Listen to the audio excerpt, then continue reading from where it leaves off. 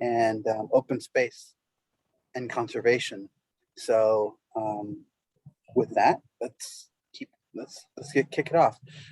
One thing I know that is on a lot of people's minds now that the Parks for All or Parks Master Plan has been approved through council is what are the key features and key takeaways for communities like Mira Mesa, and specifically, of course, for Mira Mesa. One of them is that the Parks Master Plan serves to bring parks to all by, in the next 5 years at least, prioritizing funding to communities of concern and communities who are park deficient. And basically any park project that increases recreational value is eligible for DIF funding now. So before, that's germane to community plan updates, because before, if you did it in the community plan, it took quite a bit, and you had to work through your council office to get projects approved for any kind of funding. So now on a yearly basis, that will be able to be just, if the community has a project, you can work with us or with any department to get something in the hopper for funding prioritization. Also in the Parks Master Plan, we've got developer incentives to build parks on site. And I think that'll be good for a lot of communities as they go through the community plan update process. And we'll go into that a little bit further. But some of the key things that we're trying to do is to prioritize and to get incentivized parks on site where projects are built and new residential numbers are there that really need to have parks there. We want parks where they're needed. So yeah, you can get like a 10% off coupon if you're providing on site, and 25% if you will maintain the park in that place. Of course, all these parks are subject to the public process of Council Policy 630-3, which means that if somebody is coming along with their project, they can say, yes, we'd like to build it on site, and be able to take the city up on these incentives, and then it kicks off the general development plan process, right? So that these parks are public parks, they're publicly designed and programmed. So they aren't fixed by the developer or anything like that. They're fixed by folks like us, you, to see what the community likes to see on that park. And through it all, there'll be a 10% that still goes to the citywide fund. So next slide. Some more things. There's been some questions about, hey, recreational park value standard versus the old standard of the 2.8 acres per thousand. Now we have 100 value acre points per 1,000 folks. And some people said, well, how does that work for us in our community? And so basically we are taking into consideration park size, the activities, access and activation. And then when you get to a park score, and you can kind of see in the chart to the bottom there, just some examples of how it used to be with the 2.88 standard, and then with the new 100-point standard. And then if you want to crank to the next slide, then as we get further down the road, these slides are going in chronological order, so to speak, if you will. The Parks Master Plan calls for some future implementation action items. So there'll be a park funding prioritization list that begins to look at a 5-year forecast to see, okay, what do we plan? What do we want to build in the city? What are what do we want to get together a list citywide of park projects? So that'll be something. All these implementation action items occur in the first 12 to 18 months after the final approval of the Parks Master Plan, which is basically now. Another thing, second bullet point there, is the Park Needs Index. We'll be looking to see, which parts of the city, which parks have really poor conditions, and this is about what the park conditions exist now. And so this one will be finished by Parks and Recreation here within a couple months, probably. So we'll begin to know which parks need TLC, both in terms of maintenance, and then what parks might need capital outlay. Third bullet point there is the citywide recreation value assessment. Within the next 12 to 18 months, probably 12, we'll be looking at scoring all the parks that are in the citywide system to to the new scoring methodology.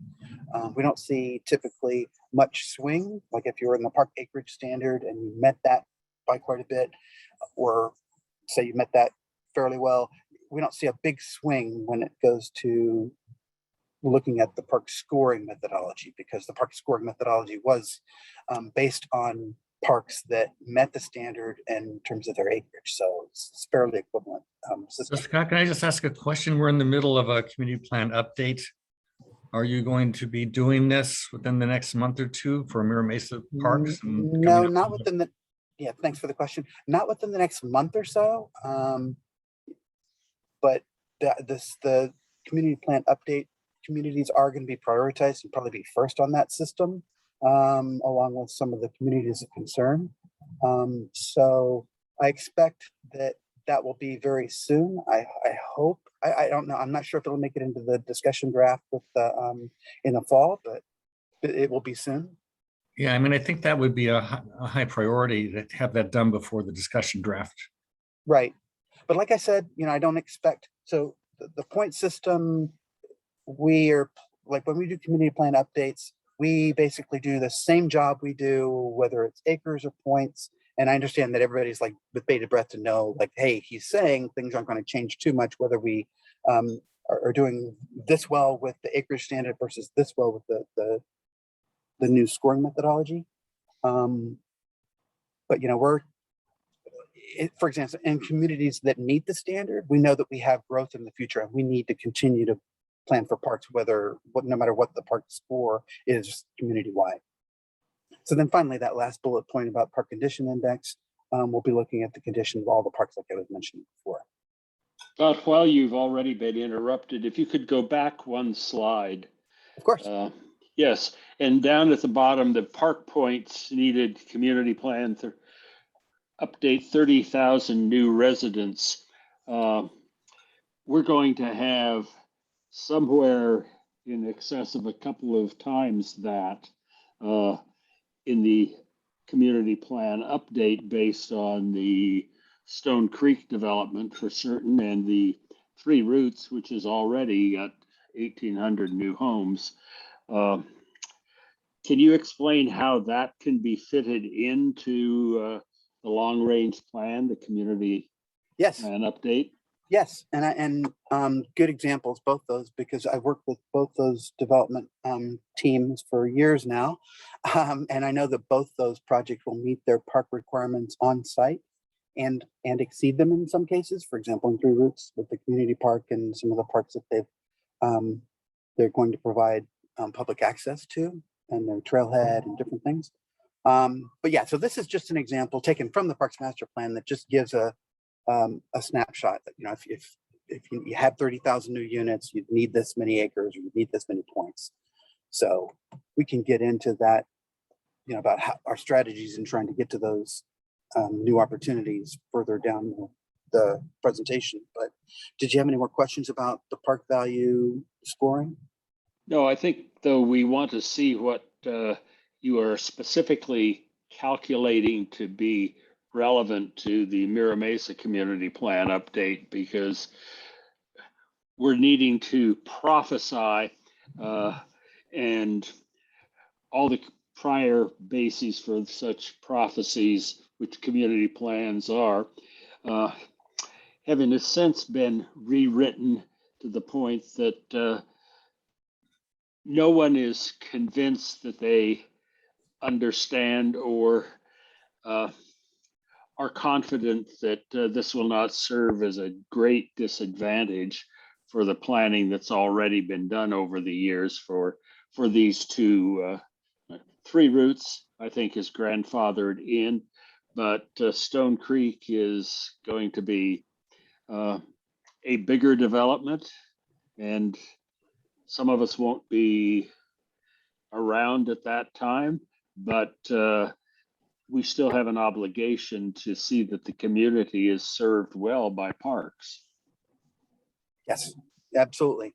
And you're right, Three Roots is moving forward, but Stone Creek continues to work with planning department and other folks to, and we're working with them to make sure that parks and trails and everything that they at least serve their population within their meets and bounds.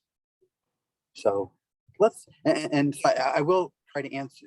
So let me know if we get further into it about what we're planning in terms of parks and open spaces and different things, if you want to revisit that question. But we'll kind of crank along here for a bit. Let's see. Yeah. So then, and this is just a shout out to public art, because we see public art as something that can happen in some of the areas that we'll be talking about later in the presentation to define the sense of place that is Mira Mesa. And I know that, you know, there's some areas that are going to redevelop that would be nice to have. So with that, next slide for me, Brad. Yep, perfect. Hi, I'm Brad Lentz with Spurlock Landscape Architects, and we'll sort of do a little bit of back and forth here, but just wanted to kind of start with where we started as we've started to develop this slideshow and take a little bit of a deeper dive at park and recreational opportunities. And this was kind of the plan early on that was developed. I think there's been a brief overview for parks and open space that shows kind of the current plan for existing parks in the lighter green, the sort of proposed parks. Showing up, you know, with dash red, you can actually start to see some of the parks actually proposed for sort of Stone Creek and Three Roots. And this was just kind of meant as a starting point for us as we started looking at the potential park and open space opportunities kind of moving forward.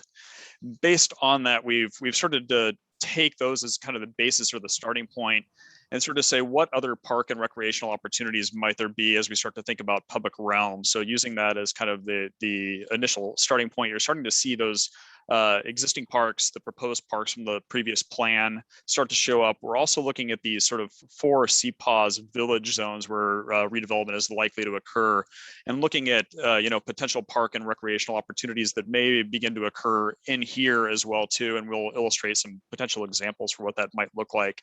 One of the other things that we've really been looking at as well too is the idea of sort of creating connections and creating a pedestrian and bike network that actually makes a lot of sense. And part of the pedestrian network of this is something that we're referring to as the urban trail, which is shown with the dash blue lines. And these are really areas where we're looking at doing sort of wider sidewalks, enhanced streetscape locations, and really sort of an emphasis on creating connections between the various open spaces, canyons, trailheads throughout the area. Just to illustrate, these technically wouldn't count as park and recreation open space or area, but it's more of a community amenity and enhancement of the public realm per se, but not intended to include sort of park and recreational open spaces. There are areas where we're looking at linear parks, and we'll show you what that actually means a little bit later. But those really linear parks, which would serve park and recreational point systems and standards, would actually include program amenities that would be considered as part of the GDP process, just to distinguish that. With that, Scott had mentioned that any of the park programming will end up going through the general development plan process for the city council requirements. But things that we're considering as we're looking at these are really just sort of parks for all ages and all accessibility levels. We want to make sure that there's policies associated around, you know, not just thinking about, you know, tot lots and playgrounds for younger children, also looking at, you know, youth sports, recreational opportunities for, you know, baseball, soccer fields, but also thinking about, you know, pickleball, exercise loops, community gardens, all the other things that provide a wide and sort of diverse range of program opportunities, and how can we sort of set policies that, you know, also look at inclusion of those items as well too, but then also the interface with mobility. And as we're looking at where bike and mobility and scooter parking, that if we can kind of control some of those things in terms of where those go and how those relate to parks and open space and the public realm, seem to be really critical and important to a lot of communities right now. One of the other things is we're talking about public realm as the urban greening opportunities, and this is just a map that shows the existing tree canopy.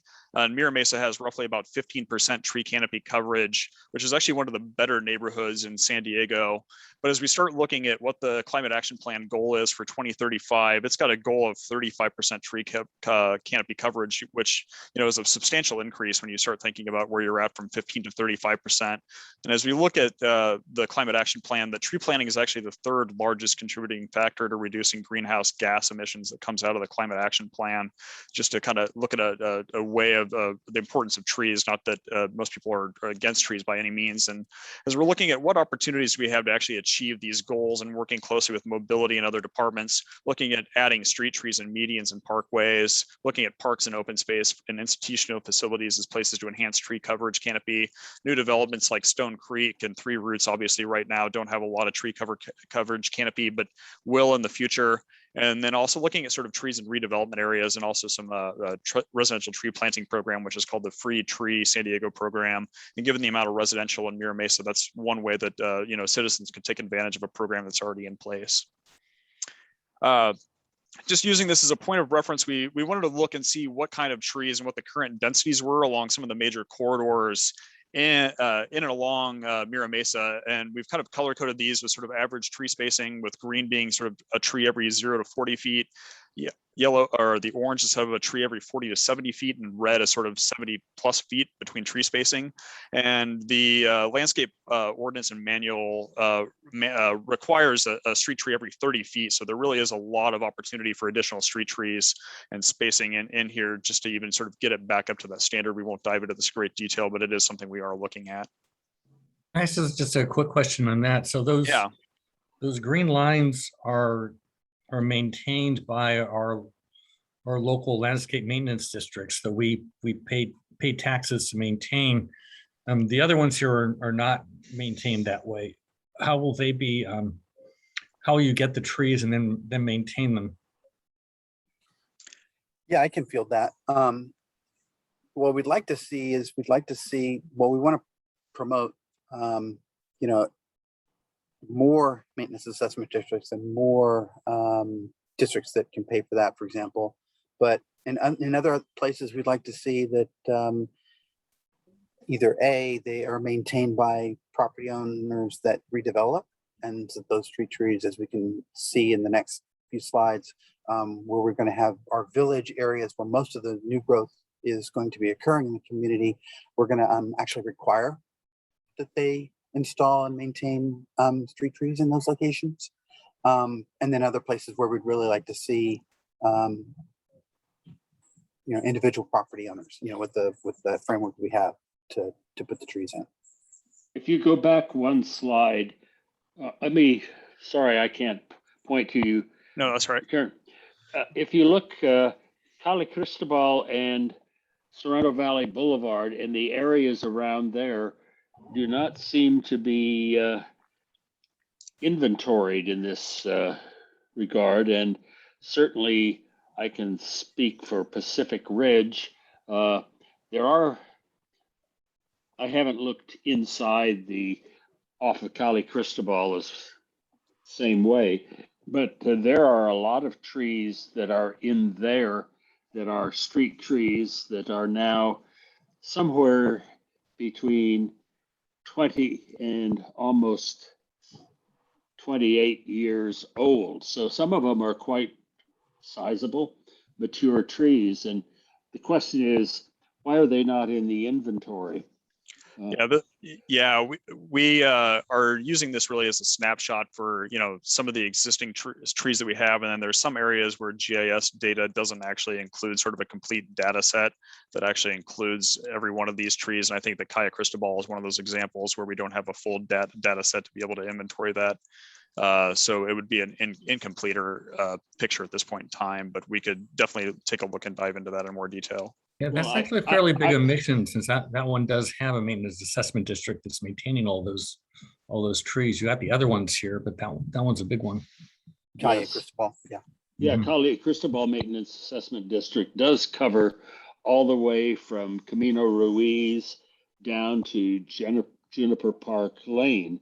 And there are trees there, and I guess I have an axe to grind here, but the Cali Cristobal and Sorrento Valley Boulevard areas seem to have been ignored in a number of considerations. And I think that undermines the credibility ultimately of the community plan update, because a lot of people live there and will note eventually that they have been left out.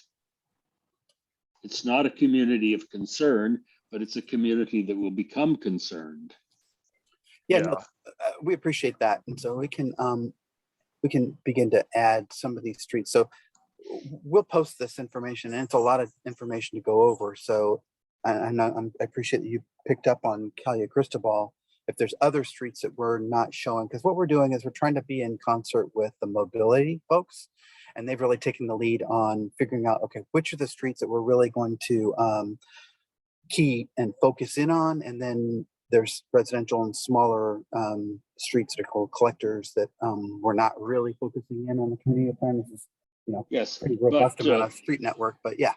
But with regard to the mobility, the Calle Cristobal from Camino Ruiz and it extends down to Sorrento Valley Boulevard has not been very well considered so far as well. And so that's why I bring it up multiple times, because it is an unfortunate and I think worrisome omission. No, Craig, oh, sorry, I was going to say something too. Thank you, Craig, for bringing that up, because, you know, Sorrento Valley has been ignored a lot. And, you know, we've got, I don't know, at least 5 miles on both sides of pine trees that are now being maintained by the city. And they're street trees. And, you know, that's a lot of omission. I mean, Calle Cristobal goes to Camino Santa Fe, and then Sorrento Valley Boulevard heads west. So, you know, I'm really glad to see that you've at least got Sorrento Valley on the map. And, you know, this is important that you guys recognize that, you know, that we're here too. So Yeah, that we're part of the plan. agree. Yeah, definitely very important. And you know, I think the existing stuff is just sort of a data set. There's missing information, so we you know, we're working with what we have, but we, you know, obviously are sort of seeing the importance of providing guidance for that corridor, and these green streets are to show the areas that we're looking at, sort of providing dedicated mandated sort of street trees that will start to work their way into the community plan. And you can see sort of a greater list of enhancements of sort of street trees, or, you know, the addition of much more trees on this plan as compared to, say, the last plan, because we think that there's more corridors, there's more streets, and there's more areas that actually do warrant urban greening and more attention actually paid to them in terms of the streetscape. So this kind of takes a first stab at saying, here's the major spine of these major corridors, and these are the areas where we want to start to be prescriptive on what types of street trees, you know, we want to see for each of these areas, and what the look and feel of these are going to be, and really focusing on these areas. But we agree it is important to sort of expand from that previous slide to this slide. Yeah, so this is the slide that then begins to talk about, okay, for these streets, we're prescribing certain trees for them, and we kind of roll through them by area, if you like. Yeah, so for this district here, on Camino Ruiz and New Salem, and Westview, Mira Mesa, and Black Mountain, we're prescribing certain trees. And let us know, like, later, if we don't want to, we've got a lot to cover today, and so all the slides will be available for everybody to provide specific feedback on. But one thing I wanted to stress, and you go to the next slide as well too, right? That all these areas, what you'll see is a larger tree and a somewhat maybe a medium canopy tree. And that's just taken into consideration that as the street goes along, you have different size places to plant a tree. You don't always have a 7 or 8 foot wide parkway to be able to plant the extra large tree like you do in most of the medians that have all these really nice, beautiful Pinus canariensis in them in Mira Mesa, but yet you have room for certain other trees. Then further, in the areas that we're calling these village areas that have the red circle around them, those focus areas where development will occur, we'll be requiring a double row of street tree on developing parcels. And in those locations, a minimum size of 80 square feet is what we're proposing for those trees, and that they would use the large tree for both if we had a staggered row on either side of the sidewalk, that those trees would be either public or private. The private side would maintain their own private tree, and the tree would be the same. The next slide there for us. Yeah, and we'll be developing those more, and you'll actually start to see street trees for each one of those kind of green corridors as we move forward, get into the draft. The other thing that we're also looking at with street trees is that there's, potentially additional ways to sort of look at urban greening, and one of the other ways to look at it is also thinking about stormwater collection, and that there are a number of sort of stormwater projects that go on with the city as well too, and looking at opportunities to plant trees and flow through planters, medians, or other areas that, as you look at departments that are developing stormwater treatment areas that are in transportation stormwater, there are other departments looking at adding street trees, in and amongst the sort of city and the community neighborhood. So we're looking at that as well. Also, queuing up to the idea that sort of double rows of trees at wider setbacks. I know that Westview Parkway has a double row, and there's probably other areas that we're looking at that could take a double row at these wider setbacks, including the village area. So the images on the left actually start to illustrate a more urban condition, and this actually includes sort of a structural soil, which actually allows the tree to grow underneath the paving and help that canopy actually mature. And then also looking at sort of enhancing tree canopies in parks and open spaces or other sort of institutional settings, that there's an opportunity to provide additional sort of tree canopy and shade in some of these areas. We realize that these areas can be hot sometimes, and providing more shade and shade opportunities is critical for that cooling. Also, then there's the Free Tree San Diego program, and this is the program that's available to all residents in the city of San Diego. If you're not familiar with it, you can essentially go on to the Free Tree San Diego website and request that a street tree be planted in your parkway as a residential owner. So it's just something that citizens can actually take advantage of that currently exists.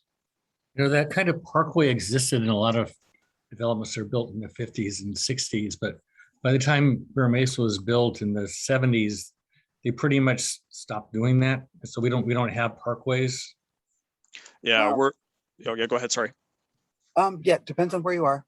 Yep, some places you do and some places you don't. Oh, sorry. And then, yep, Scott, I'll let you take it away from here. Yeah.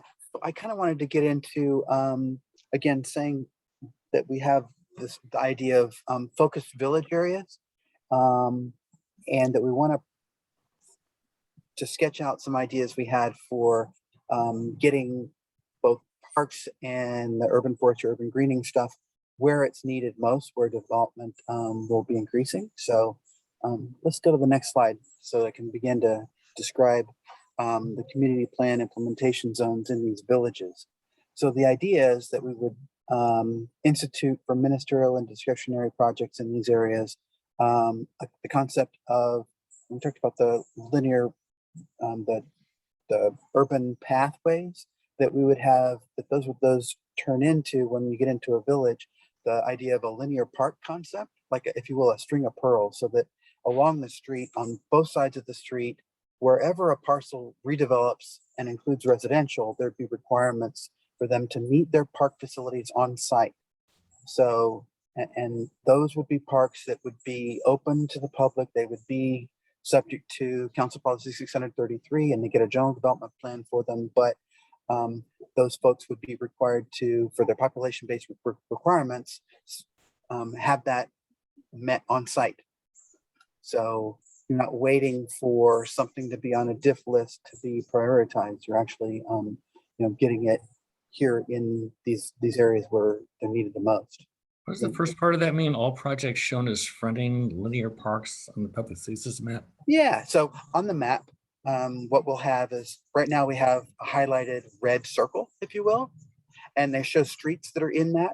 And then what we'll do is we'll show a green, the street will turn green, a green color or a symbol. And so that if I'm a developer, I'm looking at my map and I go, okay, here's my site. Oh, it fronts something that has a green line on it. That means that I am subject to the CPAS that requires them to do, to meet the requirements of the CPAS for linear parks, which is the park component of their parks being built on site. Does that make sense? Not entirely, but go ahead. Yeah. Well, I can, so yeah, let's I'll try to get to it later when we get into the description of what those parks look like. Okay. But so that, yeah, so the linear parks would be part of the the village concept with people who are building residential to build their parks on site.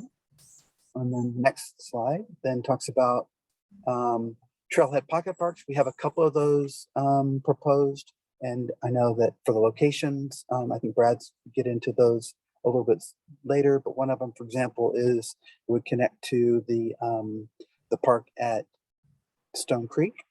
So if your development parcel abuts where a trailhead pocket park is proposed, and you meet your park requirements by building the pocket park on site. Next slide then. Then another key portion of the village is that we would like to have this implementation zone that mandates that within the public realm, like on this picture that you see on the left here, right, that you see a parkway or tree cutout as the case may be, with a tree adjacent to the curb. Then you have the sidewalk, which is we call the throughway zone in the city. Then in the furnishing zone, which is the setback, another row of trees there that's going to be mandated by the CPOTs. Then that basically you have this situation here. And if you go to the next slide, it gets into talking about, okay, what does that actually mean? That it means that in the right of way and along the right of way in the public and the private side, you see how in the image on the right rather, shows that double row of street trees, one side being in the public right of way, in this case, a continuous planter. As we know, that may not always occur depending on where they are, but each tree would be in at least 80 square feet of open planting, so that tree is allowed to have root space. And then on the private side, they'd be required to put that other row of trees in as well. And then, so that's what that is all getting at. And basically, it also talks about how that in the public right of way that they'd be required to put in permeable paving if there needs to be paving in that right of way, so that it allows for stormwater infiltration as well as more room for the tree root to grow. I think that's it for that slide. Okay. So we're going to jump in and talk a little bit more in detail about some of the village areas and the types of potential parks and open space that may be included in here. And we've kind of zoomed in or take a little bit closer dive. This is sort of the northeast quadrant, if you will, of the community plan area. So what we're showing in are the existing trails in the solid orange lines. Official proposed trails that have already been mapped out are included in the orange dash lines. The blue lines then are what we're calling the urban trails, which are just sort of the widened sidewalk pedestrian experience. As we're looking at then the village areas, which are the two red circles, sort of looking at, Mira Mesa Gateway and Mira Mesa Town Center, the two kind of in this northeast quadrant. We're also starting to show the lighter green as sort of the existing parks that are already in place. The darker green is sort of proposed parks that have already been identified as proposed parks. And then we're also looking at then, institutional uses sort of scattered along here, and that those actually serve sort of another piece of the public realm, but they don't necessarily have dedicated park space adjacent to it. But then as we start looking at where there might be park spaces in and around these sort of CPOs or village locations, what types of places might these start to be, and really thinking that there's a lot of overlap that these various open space typologies in these redevelopment areas really could occur sort of throughout the community. But to maybe first jump into the what do we actually mean by sort of the urban trail component of the urban connector in terms of this wider sort of setback or wider opportunity. We realize that it's not going to occur everywhere, that there are sort of constrained sidewalk conditions, but potentially even if we can get on one side of the street, a wider zone for pedestrians, are there abilities to sort of create a nicer environment? And that includes sort of the idea that this was what Scott was describing as the furnishing zone, which would have trees, bike parking, scooter parking. It may also have extended sidewalk. The throughway zone, which is kind of the clearest sidewalk, and really trying to keep that to a minimum of sort of 6 feet and 10 feet where room allows. That way, two people with strollers could pass, or it's got enough sort of width that it doesn't feel constrained. And then where a space allows a frontage zone where if you've got a retail area, it may have sort of sidewalk cafe or seating. But if not, if there's a wider setback zone, you may actually just have a landscape buffer or some other sort of enhanced area. But in both cases, looking at that second row of trees. And where we get into the village areas, you know, we're really sort of going to have a requirement for parks to be on site, and that they'll be mandated to sort of have these wider setbacks that actually do start to create a wider pedestrian realm. So if that doesn't currently exist today in these redevelopment areas, that we start sort of setting up the framework for them to have this wider public realm in some of these redevelopment areas to really start to put back into sort of making these spaces less constrained. And we sort of just took a diagram at, you know, a potential sort of block or parcel that may begin to redevelop. And this is sort of what we would be sort of the mini park size of a residential development or a mixed use development that might occur, say, in this area with, you know, commercial on the ground floor, residential above as a mixed use. And really thinking about, you know, that you've got the larger, wider setback zone here that's kind of creating these links, looking at bike and scooter parking, starting to show, you know, the new streetscape or the street trees that are happening in here. But then really, how do we sort of create a nice, generous kind of open space and program this, that, you know, there's some sort of, you know, tot lots, community gardens, splash pads, fitness, whatever the GDP sort of dictates or requires for these. There may be flexible community space to handle events, movie nights, market stalls, street fairs. Also noting that, you know, we don't want these spaces to really feel privatized. So really none of the private amenity areas should actually front or take over these areas. So if you're thinking about an apartment or condo building that may develop, that they actually have their own separate private amenity areas that don't necessarily relate or open to this public open space. That way it doesn't feel like you're trying to privatize this space too much.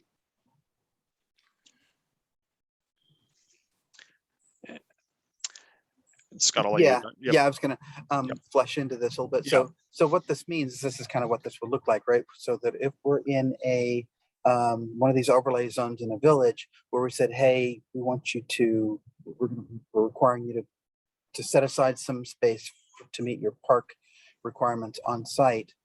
That's what these things can begin to look like.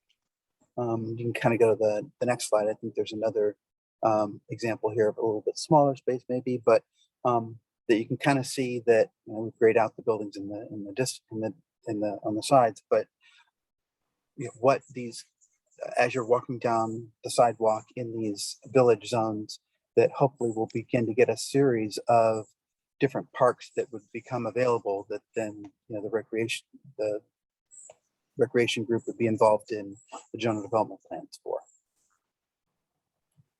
And I might pause there for a little bit because I think there was a question earlier on in the presentation about requiring parks in these village areas. Did you guys have any input or questions before we keep going? I have a question.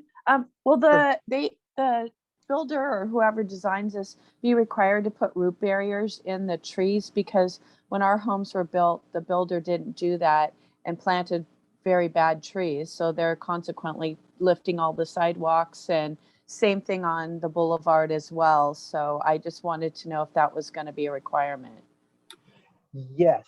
The intention is that these parks, while they're built by the developer, the development team, you know, they're going to be designed, they're programmed, whatever's in them is programmed, and then whatever's the program is in there will be designed based on the public input process that is what you've been experiencing throughout Three Roots and other projects, where you tell us, the city, what is supposed to be in the park, and that we then work with the development team to make sure that that's what they show on their plans and ultimately build.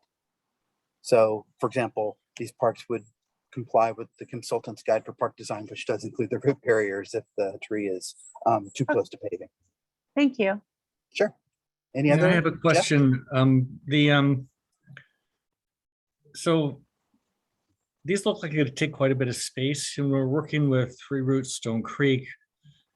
You know, they're building on a big open space, and so it wasn't very hard for them to reserve some park space. But if you're talking about redeveloping the shopping centers, how do you get enough space to do this? Well, they will have to work with us and their consultants to site plan their sites to allow enough space. So for take the Mira Mesa Mall, for example, I mean, it has quite a bit of, you know, parking lot, but It's a good site area. That one. How would you, but it also has, Vons and Sprouts that everybody likes and we don't want to see go away, and nobody really wants to park in a parking structure.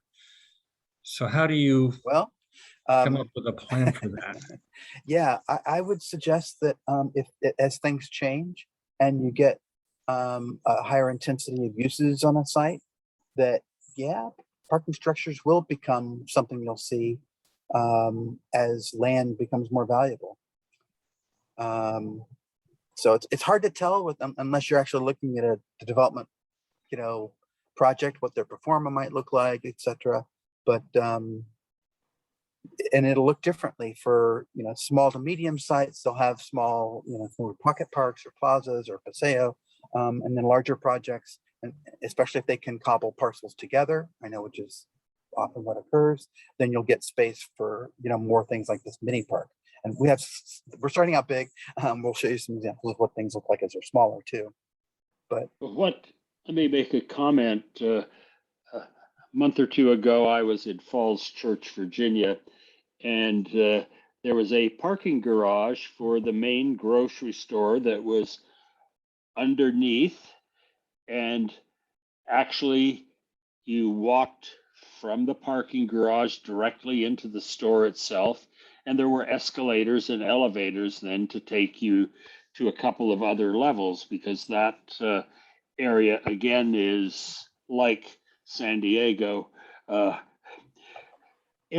development area poor.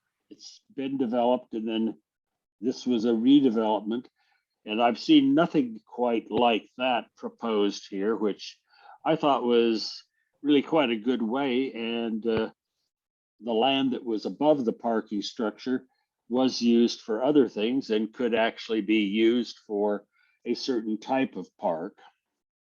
yeah, I think that's a good example. I'm not familiar with the one that you're looking at, but I'm familiar with Falls Church and its relationship to Washington, D.C., and its relationship to transit that goes into D.C. So, something like that might occur where transit is planned in Mira Mesa. Well, I don't recall ever seeing much transit on many of the streets in Falls Church. There's some, but not much.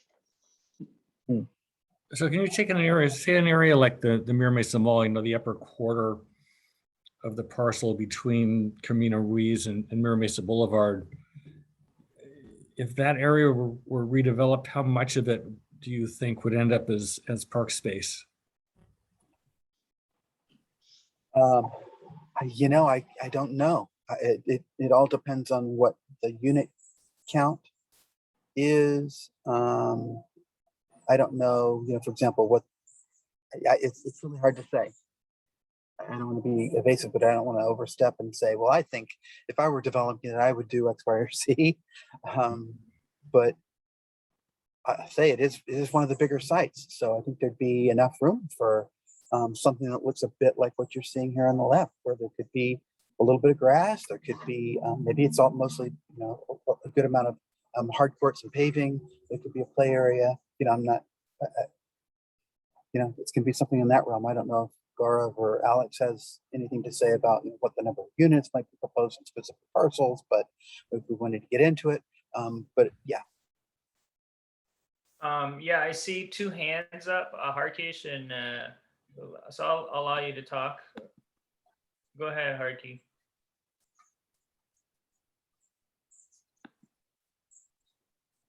You have to unmute.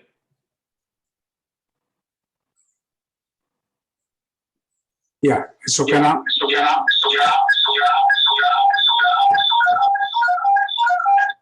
So the question I have is, when you have a land which is more wider and not deeper, how can you give so much land required for the public space and a park that doesn't leave much, some of the requirement for the village and the retail portion of it? The residential is okay, but how can you coordinate everything during that frame? Yeah, so I think this example is for like a large site, like 20 acres, really. And so Scott will be talking more of examples of smaller site next. So hopefully that can Yeah, answer. let's and we can kind of continue the discussion as we go through some of these, all these different examples. We're starting off with the big one, and maybe there's only one or two of these in the community, and most of them are going to be smaller, pocket parks, plazas, and different things like that. But Brad, do you want to advance the sure. slide and we can continue Yep, this keep- discussion and questions? Yep. picking Yeah, it up. because so in this example, right, we're talking about a smaller space that's that one of these parcels may want to give up for putting their park space in a paseo. And a paseo means just, Welcome to Zoom. Enter your meeting ID followed by pound. Harky, do you want to mute? Thanks. In which, as we can get into some of the next slide or two that shows, the next one shows like what does that look like in a paseo and how is that like a recreational space? Again, the space itself would be something that's more of like a linear path that goes to another part of the community, another street, or another youth within the project, but that is open to the public and has enough room for community facilities and a park. And again, this would be a park of a different type, much smaller than even a pocket park typically, but one in which maybe a smaller project doesn't need as much room to meet its park requirements on site, but yet it's a park space that would be designed through the community process. Then the next slide then gets into a different part of the community. And if you, Brad, you want to take it from there? Yeah, sure. And then moving to sort of the southeast areas, we're kind of looking at the area that's kind of defined by Miramar Gateway on Black Mountain Road.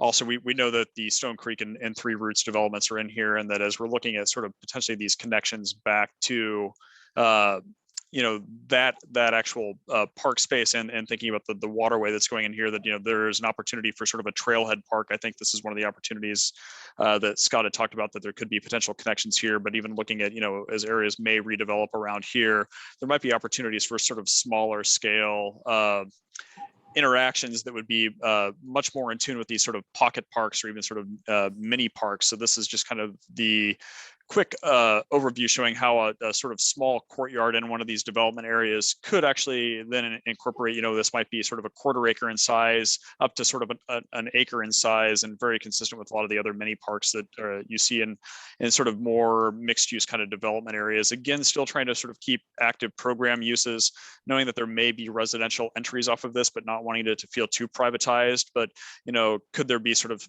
a small tot lot, a few seating areas, the opportunity for some small community garden spaces, lawn, and then there may or may not be commercial, along some of these frontage areas as we start looking at this. But really knowing that the GDP will start to dictate what type of uses could be in here. These could be very singular used in sort of one big thing. It might just be a whole bunch of, play areas, but all that would really sort of be developed through the GDP, but it is sort of this intimate sort of space, and really having good visibility and connectivity back towards sort of the public right of way, so that it doesn't feel too privatized. That in these cases, if there is somebody developing this, we want this to be separated from their sort of private amenities that you'd sort of see if there was, say, a pool deck or other areas that are internal to the project development. And making sure that that distinction is separated is really important.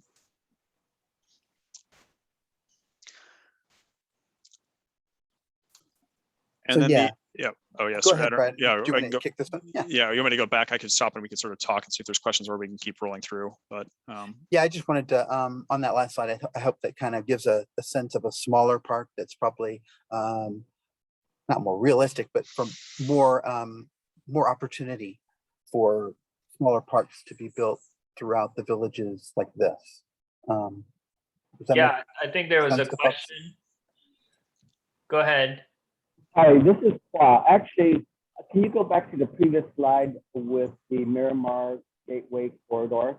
And I wanted to ask specifically about the one that is just south of Activity Road. Do you know like which parcel that is on? I'm asking because Harky previously brought up a question, and he owns a property right there where the red dot is. And so I'm trying to figure out, would we be kind of put into this area as well, or what lot is that specifically? Yeah, glad you asked that question. So the green asterisks on here are really just a stab at like, hey, I think these will, if they redevelop, a park facility could occur in these different locations, but it all depends on who develops what. So if you have a smaller parcel, you'd have a little small pocket park or something like that. Bigger parcels would be a larger park. So would the red circle be a part of the overlay, and that everything that's in that area would have to be subjected to these requirements? Or is it just at the asterisk? No, it's within that circle, there's a definite boundary. So it's within that red circle, but it's a little bit, it's within that. We're really just trying to create a halo around it. I don't know if we can kind of trace where that area is, Yeah, but it's basically something to that extent. Yeah. generally in If the that- center of those circles, yeah. Yeah. If people can see that. Okay, so that green new park site opportunity is like, it's not absolutely specific to that parcel, but just possibility. Yeah. Right. As sites develop, yeah, there'd be park facilities sprinkled throughout each of the villages.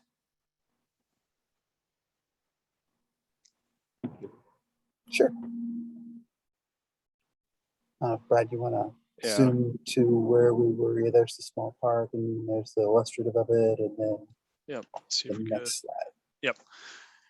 And then also looking at the Western area and Sorrento Valley, Sorrento Mesa area, and sort of looking at, what opportunities might exist here, that, there's a lot of sort of potential trail opportunities, some opportunities for some urban trails, but then also thinking about some of the redevelopment areas that exist in and around here, that the village around Sorrento Valley, there's also park opportunity spaces that, as we're looking at, it's not just residents who use parks, but, employees in other areas, and some housing may actually begin to develop in these locations as well, which, at that point you would want to make sure you had some park and recreation for residents as well too. So all that'll be really focused around the types of redevelopment, and, what that may start to dictate how this occurs.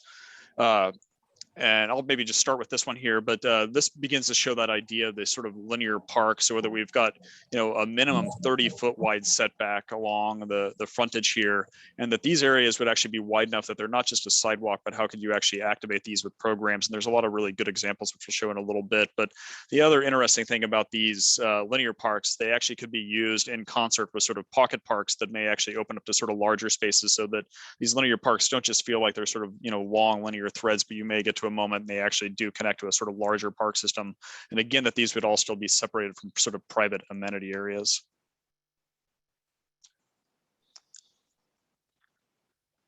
So yeah, you kind of begin to see here what that looks like in its view, where there's a buffer like a fence or some other kind of facility. But these are just ideas about what might occur along a linear park system.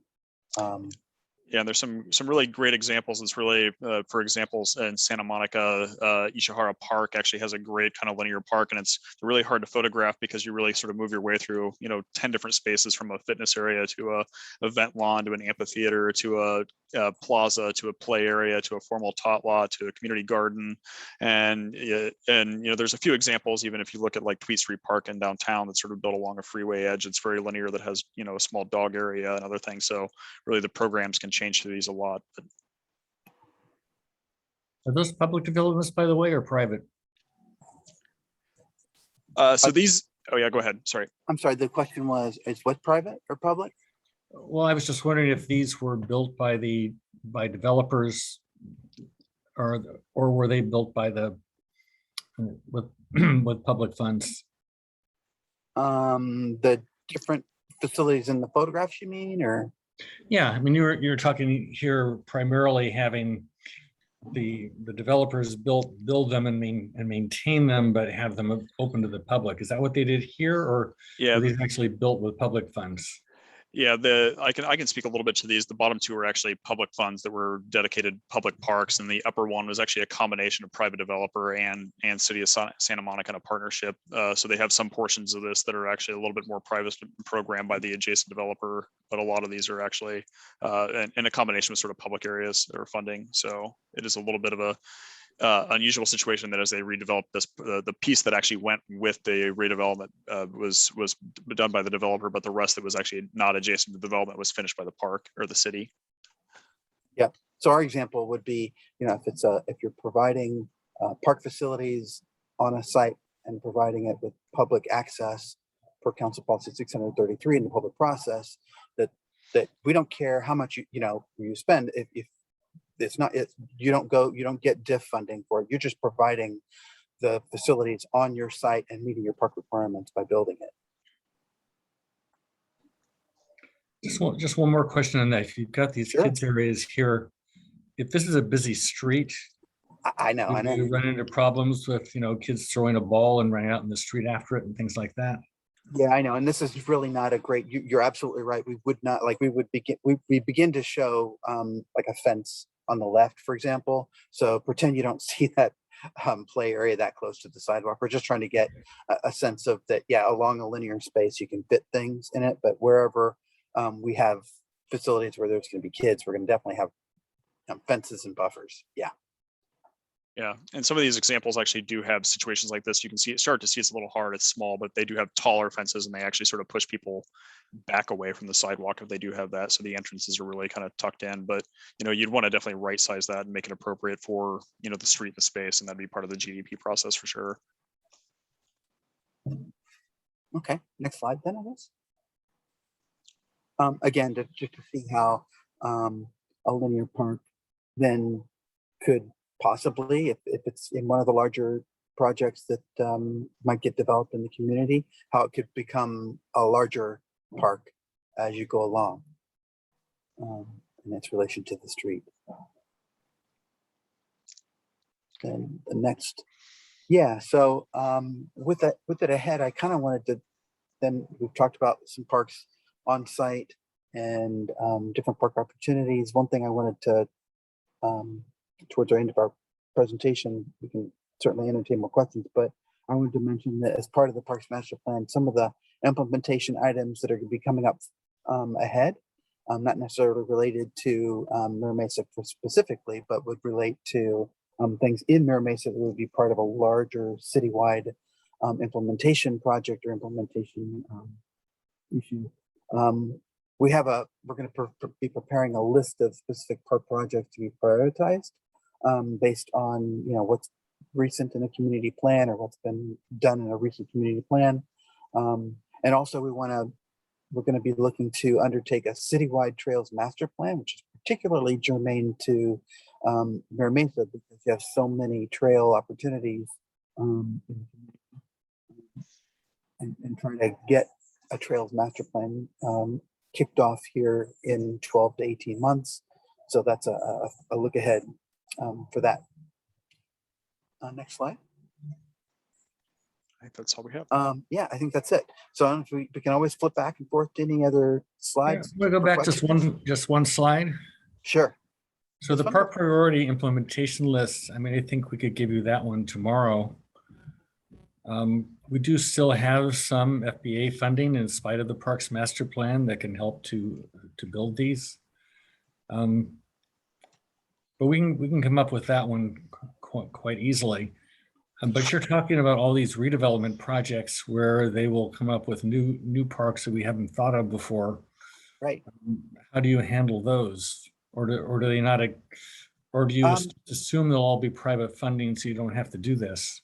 Exactly. That's the idea, is that with my strategy here, and I don't know if I'm on the right track, but in areas of a community like Mira Mesa that is not necessarily a community concern and is not one of the worst communities in terms of its deficit for parks, that as development occurs, we don't want to begin to create new deficits, right? So that it's a balance. We wanted in this to be able to create these village zones in which parks would be required, where we are planning for new developments to be able to achieve residential development densities that are greater than what they have now. So the converse, the flip to that, when we have given you all this new value and your property, is that we really want to be able to get some urban what we call it greening. And we also want to get some street trees, and we'd like to have parks be able to be built on site. So yes, that's by private money. You don't have to use any DIF fee for that. Of course, if something comes up where a property owner wants to build something on site and or wants to provide some land for a new park, yeah, that could be a public park that could be eligible for DIF fees. But by and large, in these village implementation zones, those are projects that you probably don't need to have on your radar in terms of your top 5 most important parks to get on this implementation list for the park fee funds to be spent for. Does that make sense? Yeah, so I've got a couple more questions. I don't want to dominate everything here, but we do have a little time. Yep. One is, they're talking about putting 50,000 new residents into the community. There will presumably be a fair number of kids and teenagers in there who will want to play soccer and baseball and things like that. The kind of parks you're talking about are not suitable for things like baseball and soccer. They don't have enough room. They're just not designed that way. What do you do about that? Good question. What we'll be doing in the final analysis of this is identifying the need for bigger sites, and that as sites become available, we could have language that's in the community plan that would allow for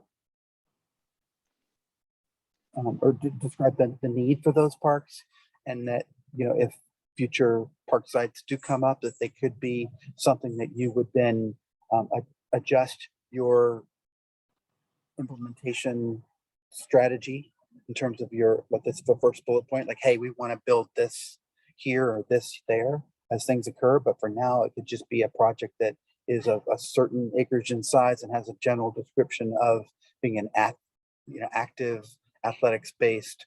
Of course, there'd be other things that could be in the park, of course, but the focus would be for sports.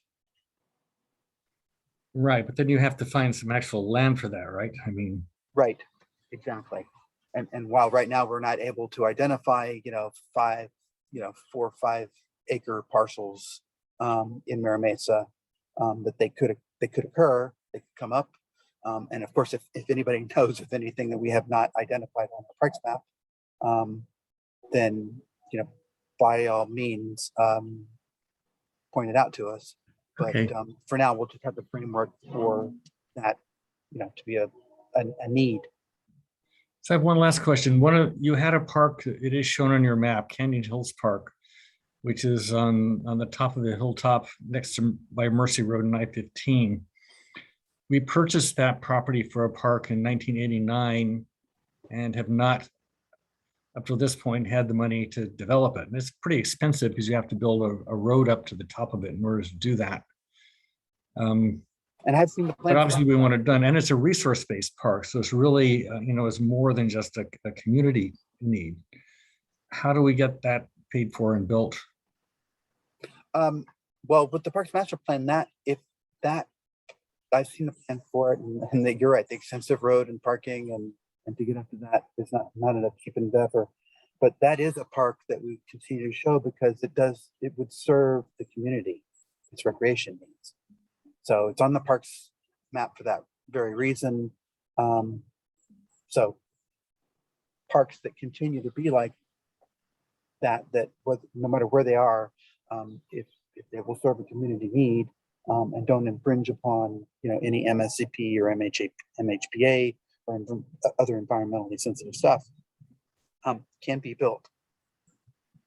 But we have to wait until all of the higher priority areas are built, all the communities concerned have all their parks. I mean, how do we actually get the money for that? That you're right, that in the next few years, would that be something that got prioritized? I can't really say that would probably be the case in the first 5 years, that we're going to probably be looking for. There is still a 20% that's left over, right, from the 80% percentage of parks that are prioritized in park deficient communities, with at least 50% of that being in communities of concern. So that leaves 30% there that's outside of the community's concern, conceivably, that would be able to be prioritized if it's in a park deficient community. Otherwise, then you'd be competing for that other 20% that's neither prioritized for either of those two high priority things that the Parks Master Plan laid out. So it could be in that facility, right? And then the community would have a voice in determining, okay, within our community, which things get prioritized, or the community sees as prioritized. Scott, Yes. about a year and a half ago or so, a couple of us took a lot of sort of driving around in the Sorrento Valley, Sorrento Mesa area, and also along Carroll Canyon Road and the area that will come to be the extension of Carroll Canyon Road, Manana, the part that goes to 805. And there's quite a bit of space underneath some of the SDG&E power lines.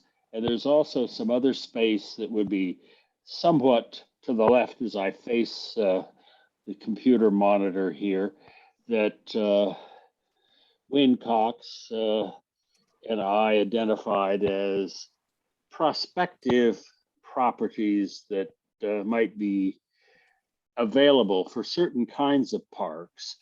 Certainly trails would be possible. And the most that we've seen is today with the nice little urban trail blue dotted line. And I really think that should be looked at a little more closely, particularly if there is going to be residential development within the area of Sorrento Mesa, dominated by Qualcomm, of course, but also a very large number of companies. And there are some vacant lots there that are available. And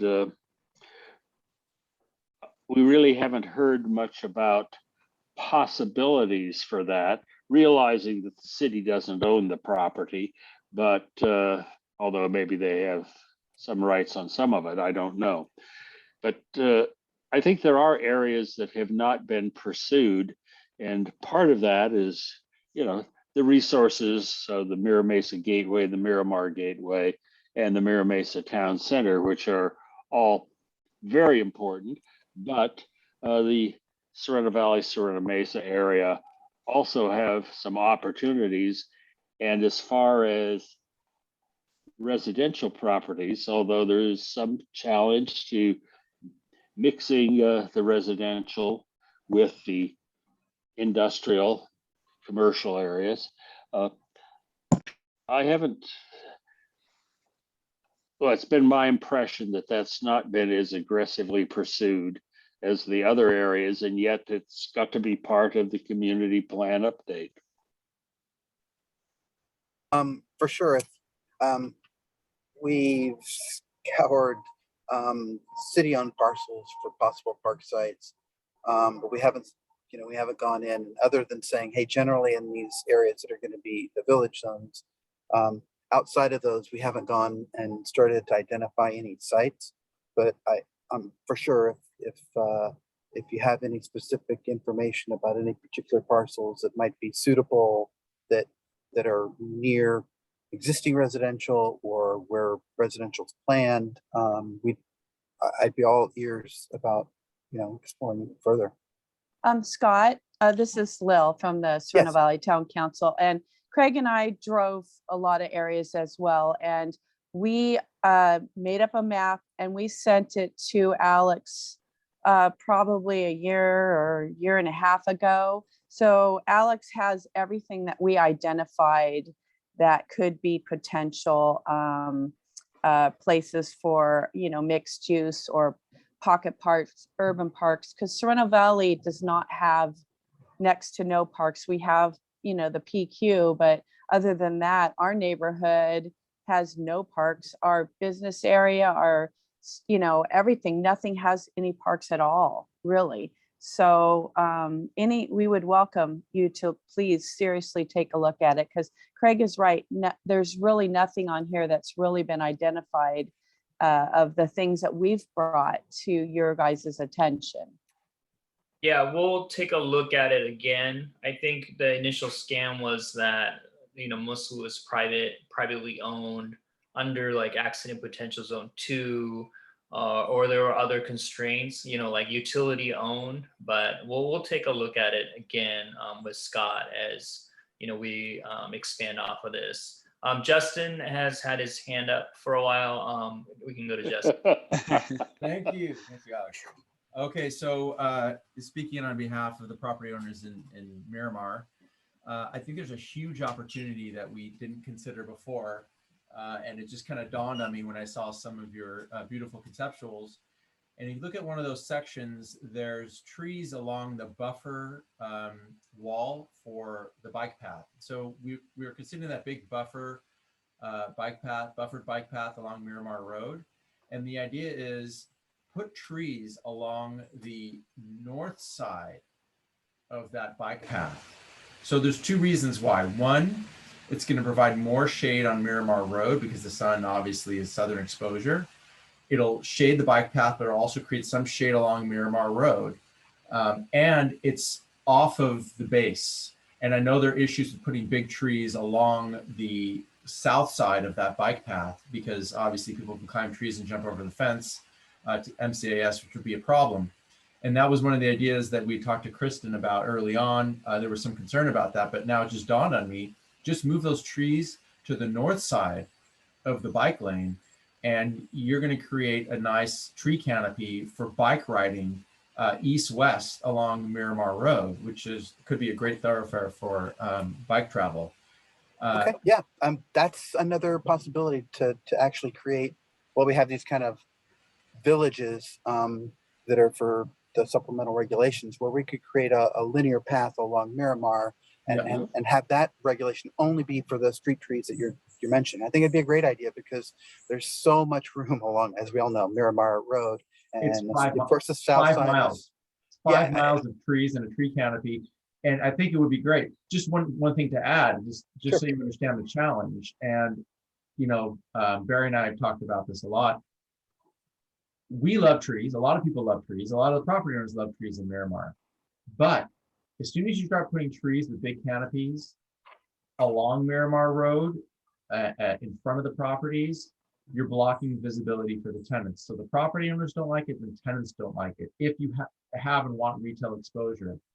If you're more of an industrial use and distribution, there may be more willingness to do bigger trees with thicker canopies off of Miramar Road. And I really don't think it's something that you want to enforce, but it's something you want to encourage.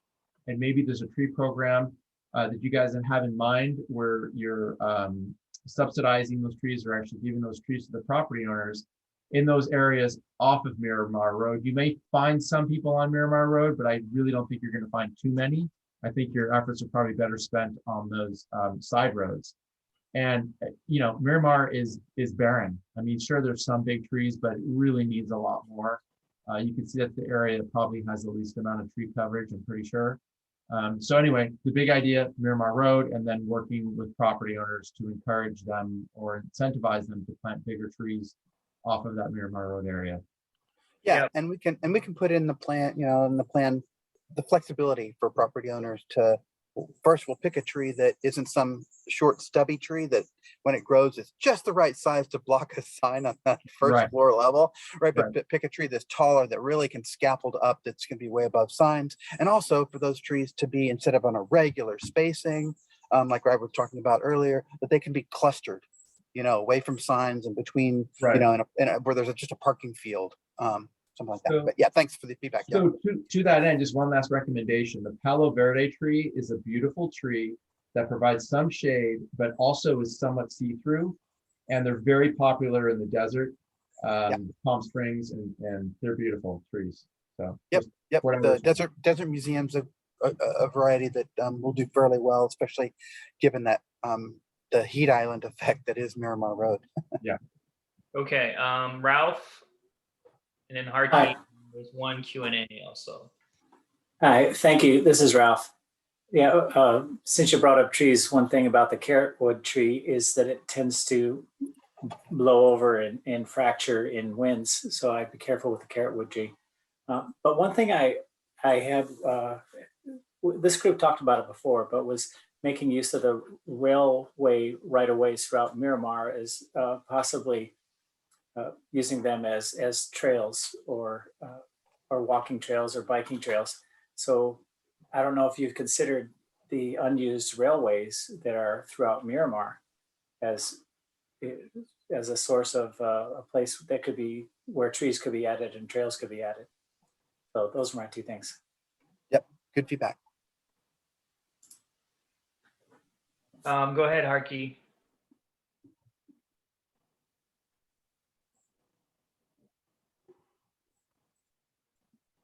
Can you unmute? Alex, want to point out there is a question in the chat also. Yeah, so let me read the question from Christy. Oh, thank you. Evans. Thank you.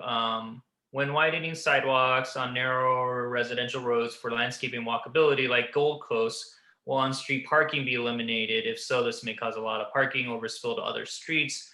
I know the Gold Coast is getting repaved, and I think they're keeping the parking, but I'm not sure. Do you guys know, Jeff or Craig? I haven't heard that they're going to change that, no. Yeah, so I think it will remain. Gold Coast is really constrained. There's very little room to add new trees, unfortunately, unless property owners add and plant on their property. So I think that's more of the way for their. And along these corridors, it's going to be places where it's really so constrained that we won't be able to do the wider sidewalk. Yeah. And the intent wouldn't be to take away parking. We've been kind of coordinating with mobility on there where there's wider sections or areas where we can capture area, not necessarily take away existing facilities that are there like parking. Okay, so Harky, you have your hand up. Do you have another question or not?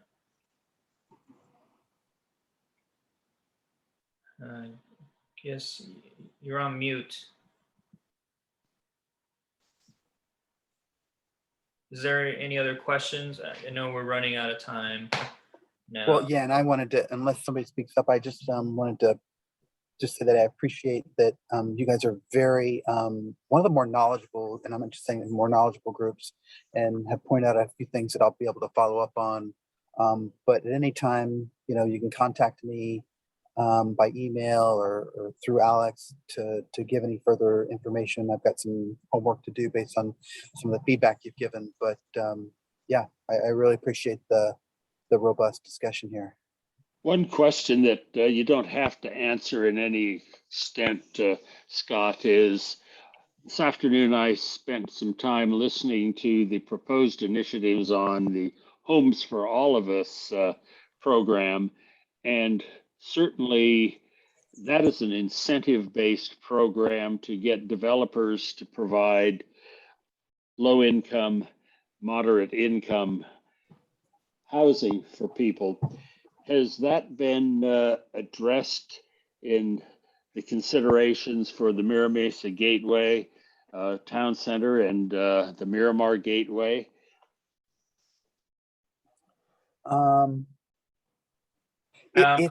It hasn't. Other than, go ahead, Alex.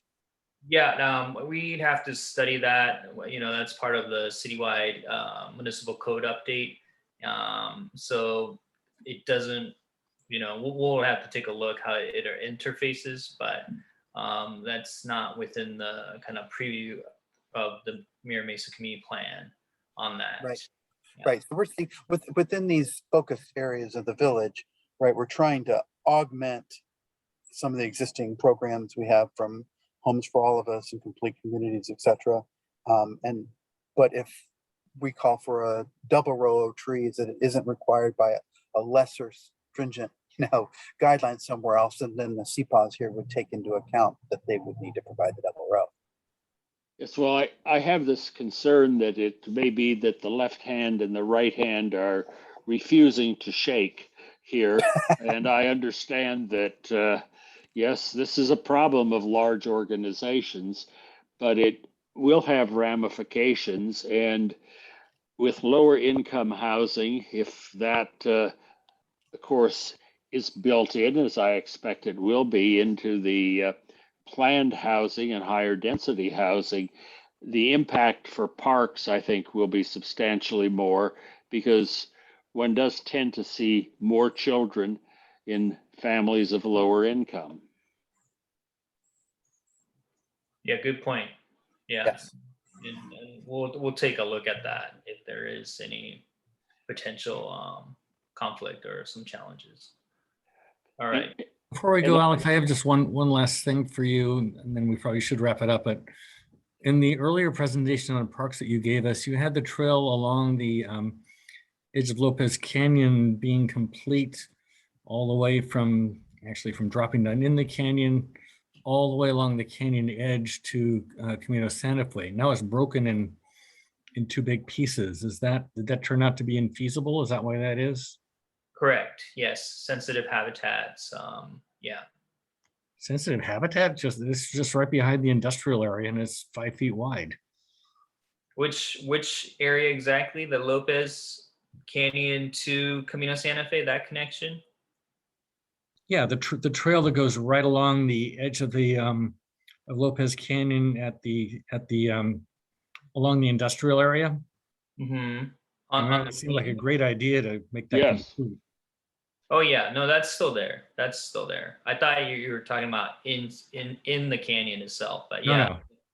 The Just along the edge. I noticed there's some pieces missing now that were there in the last presentation. Yes. No, it's there's the existing, the light color is existing, it's already there, and then the proposed is the Oh, expand. okay. Yeah, so that's the connection. Yeah, it's just connecting to the existing pathway. Yeah, the Sorrento Rim Trail is really, I think, amazing opportunity that Yeah. we'll make sure that's in the plan. Good.